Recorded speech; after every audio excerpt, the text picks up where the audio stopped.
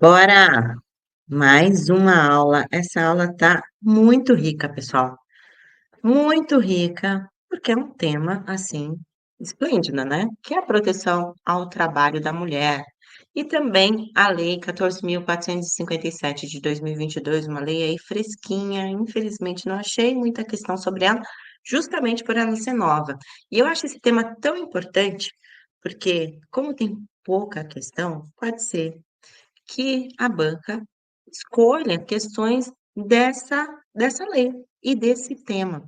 Então vamos lá, trouxe uma aula bem rica para vocês, para cumprir aqui o item 15 do eixo temático 5, direito do trabalho. Bem, proteção ao trabalho da mulher no direito do trabalho é crucial para promover a igualdade de gênero e assegurar condições dignas e seguras no ambiente laboral. Historicamente, as mulheres enfrentam diversas barreiras, mas avanços legislativos têm garantido direito como a licença maternidade, a proibição de discriminação e a segurança no trabalho. Essas medidas não apenas promovem a igualdade de oportunidades, mas também beneficiam o bem-estar social e econômico, contribuindo para uma sociedade mais justa e inclusiva. A proteção ao trabalho feminino reflete o compromisso com justiça, igualdade e respeito aos direitos humanos essenciais para o desenvolvimento sustentável. Dentre outras coisas, vamos tratar nessa aula do salário maternidade, que é um benefício previdenciário pago às trabalhadoras durante o período de afastamento por licença maternidade. E no Brasil, esse benefício está regulado pela CLT também, além da lei previdenciária. E a Lei 14.457 de 2022, ela institui o programa Emprega Mais Mulheres e Jovens, visando a inserção e manutenção de mulheres e jovens no mercado de trabalho e a promoção de igualdade de gênero. Essa lei prevê ações como qualificação profissional, apoio à parentalidade e incentivos fiscais para empresas que adotarem práticas inclusivas. Então, vamos à nossa aula, mas antes já sabe, né? Dê um like, curte, compartilha, torne-se membro e tenha todo esse material com as minhas anotações. Ora, pessoal, vamos começar aqui vendo o salário maternidade, a CLT e o salário maternidade, né. De acordo com a CLT, especificamente dos artigos 392 até o artigo 400, então nós temos aí 8 artigos, as trabalhadoras têm direito a uma licença maternidade de 120 dias, sem prejuízo de emprego e do salário. O artigo 392 diz que a empregada gestante tem direito a uma licença de 120 dias, sem prejuízo do emprego e do salário. E a licença poderá ter início no período de 28 dias antes do parto e a data de sua ocorrência. O artigo 392-A diz que as empregadas adotantes têm direito ao salário maternidade também, observando-se os mesmos prazos e condições aplicáveis à gestante. Não tem distinção entre a pessoa que adota e a pessoa que tem um filho de forma natural. O artigo 393 diz que durante a licença maternidade, a empregada terá direito ao salário integral.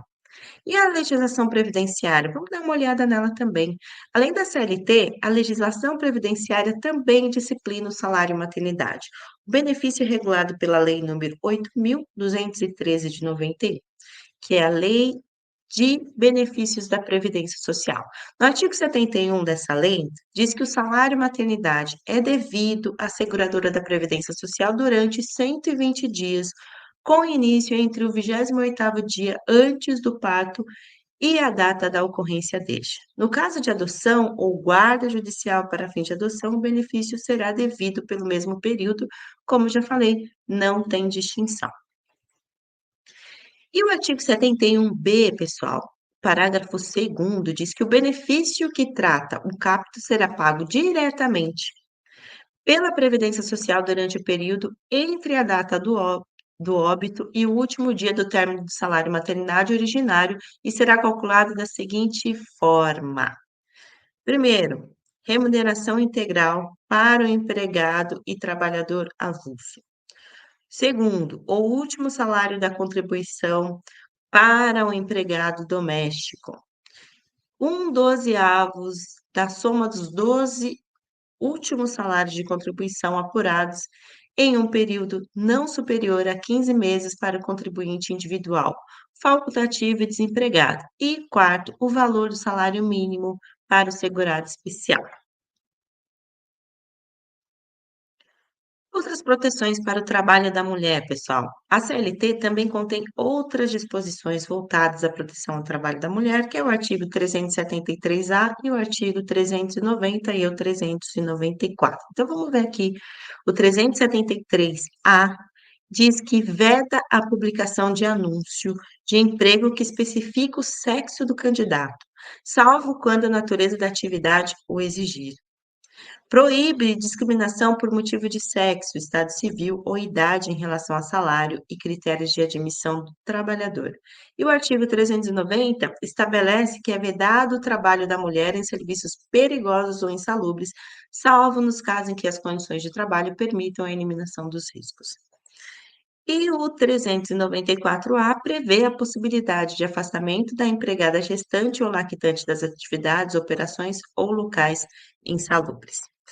Dito isso, vamos aqui começar já com a nossa questão da Sesgran Rio, que é sobre salário maternidade. Diz que salário maternidade é o benefício previdenciário pago à segurada gestante durante o período de afastamento de suas atividades. Consiste em uma renda mensal inicial igual à remuneração integral, equivalente a um mês de trabalho para todas as espécies de seguradas, letra A segurada especial, a trabalhadora avulsa, a empregada doméstica ou a contribuinte individual. Então, como vimos ali no artigo 71 da legislação previdenciária, é para a trabalhadora avulsa, gabarito letra C. Próxima questão aqui da FCC diz a seguinte: Camélia é empregada de uma lanchonete no município de Peruíbe, SP, sendo registrada em carteira profissional, contribuindo para a Previdência Social. Como não pode ter filhos de forma natural, Camélia, juntamente com seu companheiro, resolvem adotar uma criança de 5 anos de idade. Nessa situação, Camélia terá direito ao salário maternidade por 120 dias, receberá salário maternidade pelo período de 90 dias, não faz jus ao benefício de salário maternidade, que é restrito a quem tem filho biológico. D. Poderá receber salário maternidade por 120 dias, desde que a requerido, no prazo de 60 dias após a obtenção da documentação que comprove a adoção. E E. Poderá receber salário maternidade por até 90 dias, desde que o requerido, no prazo de 30 dias após a obtenção da documentação que comprove a adoção. Gabarito, como nós já vimos, não há distinção entre filho adotado e filho biológico, e ela terá direito ao salário maternidade por 120 dias. Então, gabarito letra A. Beleza? Vamos começar agora, pessoal, a falar sobre a lei 14.457 de 2022. E aí, eu vou trazer para vocês, capítulo por capítulo, o que tem ali de mais importante nessa lei. Sugiro, como é uma lei nova, né, de 2022, não tem muitas questões sobre ela. Sugiro que você dê uma olhada nessa lei e depois acompanhe esse resumo aqui comigo, tá bom? Então vamos lá. O capítulo 1 do programa Emprega Mais Mulheres, da Lei 14.457 de 2022, estabelece um conjunto de medidas para promover a inserção e manutenção de mulheres no mercado de trabalho. A seguir está um resumo das principais medidas e iniciativas detalhadas nesse capítulo. Bem, as medidas de apoio à parentalidade na primeira infância, que são reembolso creche, pagamento de reembolso para despesas com creche, subvenção de instituição de educação infantil, que é a manutenção ou subvenção de creches por serviços sociais autônomos. E a definição, pessoal, o que que é parentalidade? A lei define parentalidade como vínculo socioafetivo maternal paternal ou qualquer outro que resulte na assunção legal das atividades parentais, compartilhada entre os responsáveis pelo cuidado e educação das crianças e adolescentes.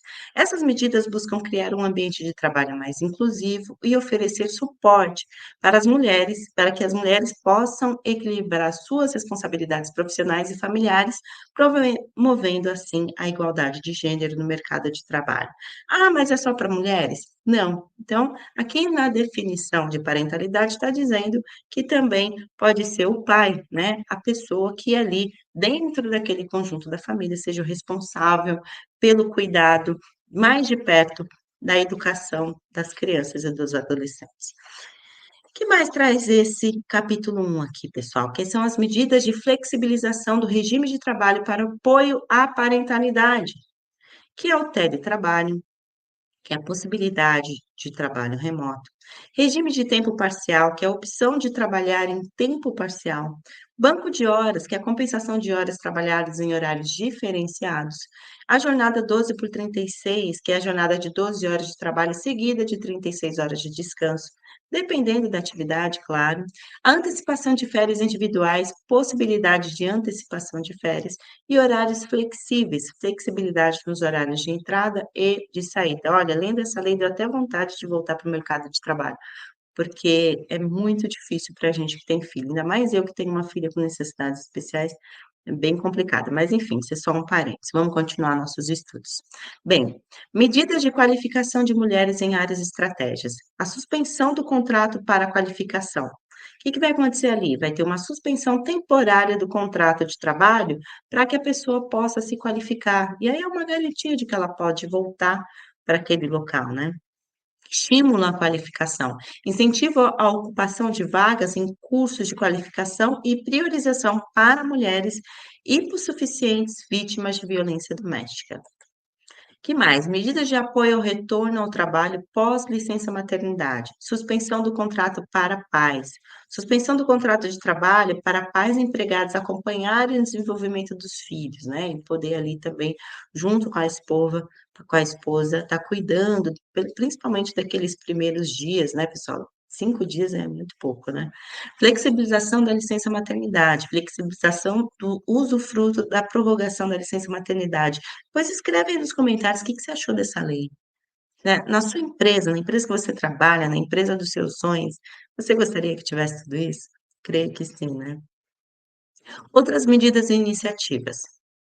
Selo Emprega Mais Mulher, que é o reconhecimento de boas práticas na promoção da empregabilidade das mulheres, prevenção e combate ao assédio sexual, vocês viram até que mudou o nome da CIPA, né? A gente vai falar sobre isso. Medidas para prevenir e combater o assédio sexual e outras formas de violência no trabalho, estímulo ao microcrédito, que é um incentivo ao microcrédito para mulheres, para poder abrir seus negócios, enfim, trabalhar de uma forma justa e ter aqui um olhar diferente, né, pelos bancos, enfim, uma ajuda, de fato.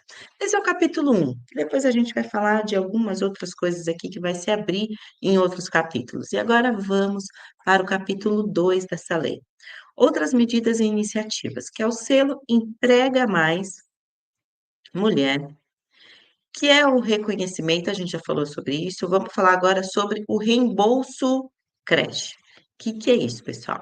Empregadores podem oferecer reembolso para despesas com creche ou pré-escola escolhida livremente pelo empregado, ou outras modalidades equivalentes. O benefício é destinado a empregados com filhos de até 5 anos e 11 meses, sem discriminação ou configuração de premiação. As condições de implementação desse reembolso, né. O benefício requer comunicação aos empregados sobre sua existência e procedimentos, além de formalização por acordo individual, coletivo ou convenção coletiva de trabalho. E quais são as características desse benefício? Bem, os valores do reembolso creche não têm natureza salarial, não se incorporam à remuneração, não incidem contribuição previdenciária ou FGTS e não são tributáveis para o empregado. E a dispensa de outras obrigações, né? Empregadores que oferecem O reembolso creche podem estar dispensados de fornecer local apropriado para amamentação se empregarem pelo menos 30 mulheres. Beleza? Capítulo 2: Manutenção de instituição de educação infantil. Serviços sociais autônomos como SESI, SESC e SESC podem manter instituições de educação infantil para dependentes dos empregados, ligados às atividades econômicas correspondentes. Esses pontos visam incentivar e facilitar cuidado infantil durante os primeiros anos de vida, beneficiando tanto empregadores como os empregados.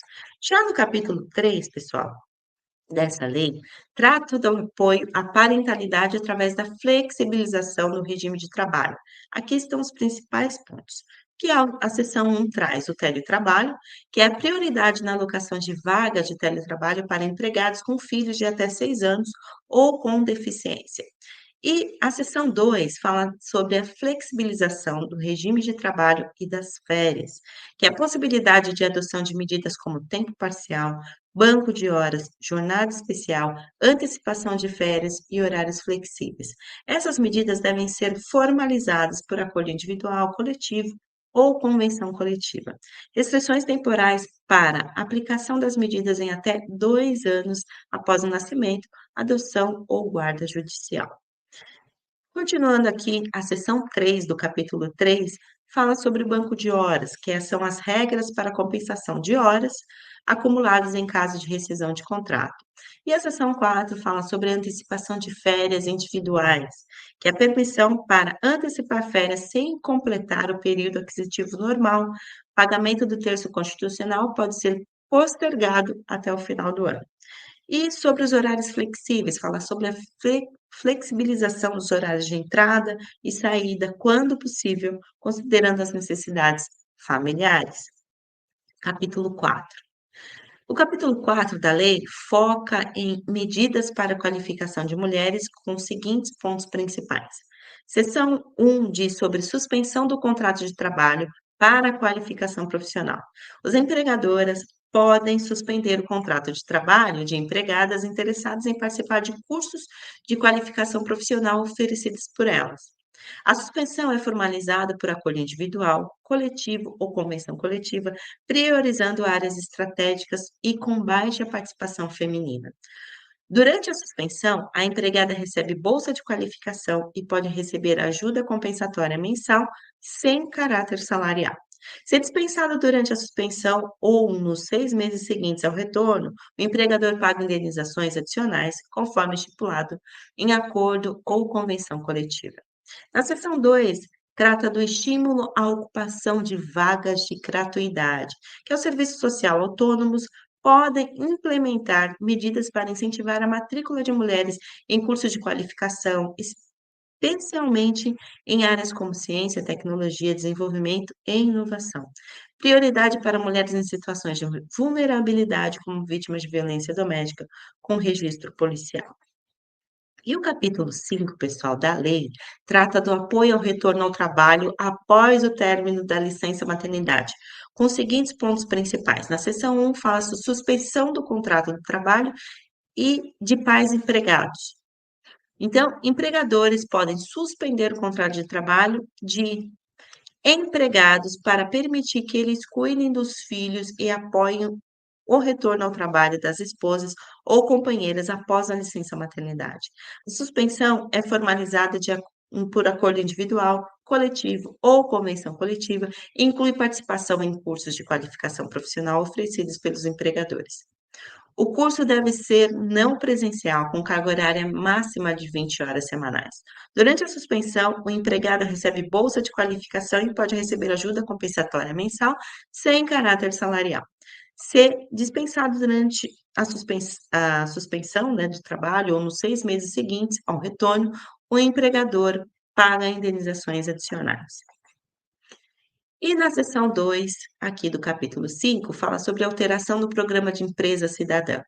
Bem, a prorrogação da licença maternidade pode ser compartilhada entre empregado e empregado se ambos forem empregados na mesma empresa e aderirem ao programa Empresa Cidadã.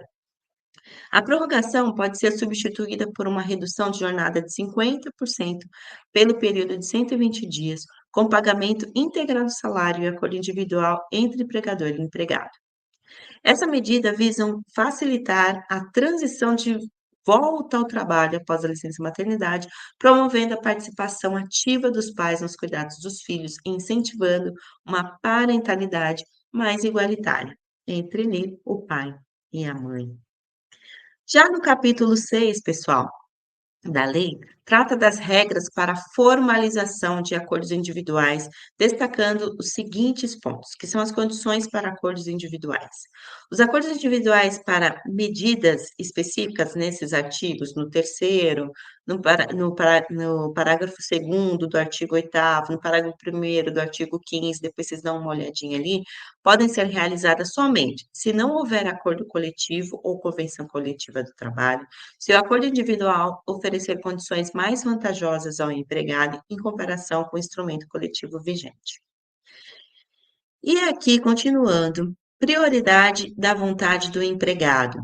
Na priorização para vagas de teletrabalho, trabalho remoto ou à distância, bem como na adoção de medidas de flexibilização e suspensão de contratos de trabalho, deve ser considerada a vontade expressa do empregado beneficiado pelas medidas de apoio à parentabilidade.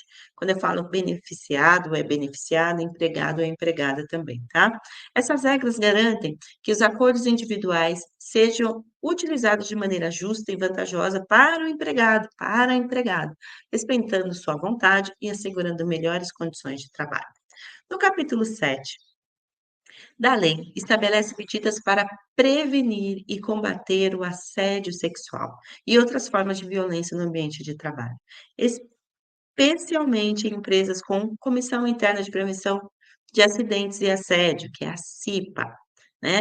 CIPA mudou de nome agora, chama Comissão Interna de Prevenção de Acidentes e de Assédio.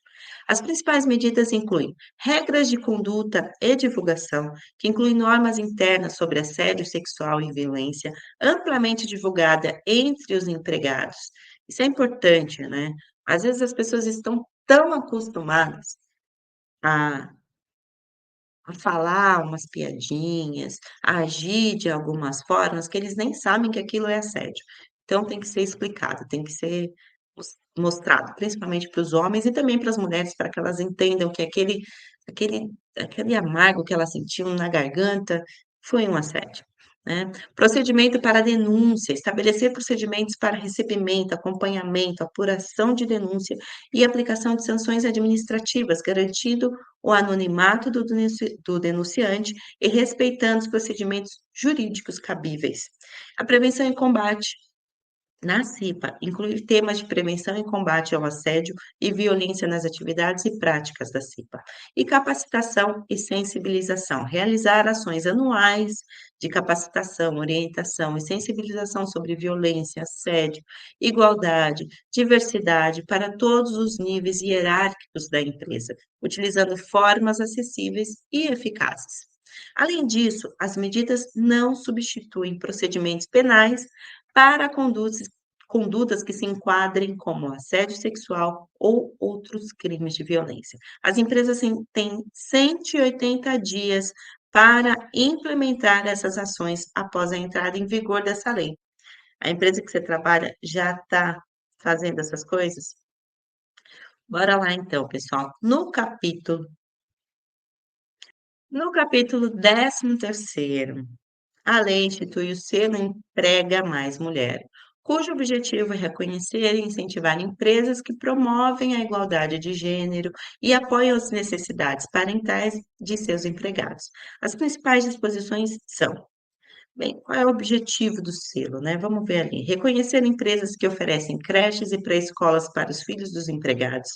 Valorizar práticas que promovem a contratação e a ascensão de mulheres, especialmente em áreas com baixa participação feminina, como ciência e tecnologia. Incentivar a divulgação igualitária das responsabilidades parentais e a promoção da igualdade de gênero. Oferecer acordos de trabalho flexíveis e licenças parentais que facilitem facilitem o cuidado do vínculo com os filhos, apoiar empregadas em casos de assédio, violência ou violação de direitos no local de trabalho e implementar programas de contratação de mulheres vítimas de violência doméstica. Bem, qual é a definição de violência doméstica, pessoal? Considera as ações ou omissões previstas na Lei Maria da Penha, tá? Benefícios para micro e pequenas empresas. Empresas que obtiverem o selo receberão estímulos credicionais adicionais. E a prestação de conta. Empresas devem prestar contas anualmente sobre o cumprimento dos requisitos para a manutenção do selo. E o uso do selo? Empresas podem usar o selo para divulgação de marca, produtos e serviços, mas não podem estender seu uso a grupos econômicos ou associar com outras empresas que não possuam o selo.